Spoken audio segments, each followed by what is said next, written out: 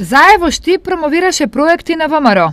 Обвини локалниот огранок, оквалификувајќи ја денешната посета на премиерот како чин на безидејност на владата. Комични се постапките на премиерот, кој од желба да отвори нешто, редовно сече ленти на проекти кои ги направил некој друг.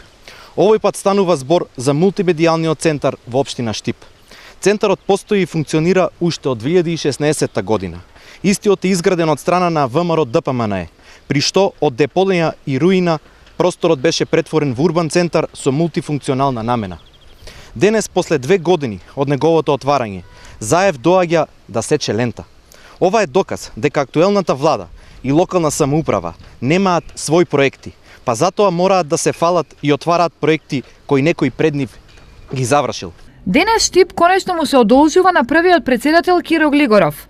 Да не беше ВМРО толку дезориентирано, ќе се сетеше да покаже доблест и да дојде да покаже почит кон таткото на нацијата. Возврати ја од СДСМ. Минатите гарнитури, обседнати од криминални мисли и антитатковски идеали, немаа доблест и капацитет тоа да го сторат. Сепак, таа неправда од минатото денеска конечно да се исправа. Колку и да сакаат да ја минимизираат и скусуваат, биографијата на Киро Глигоров пак останува најимпресивната во македонската историја.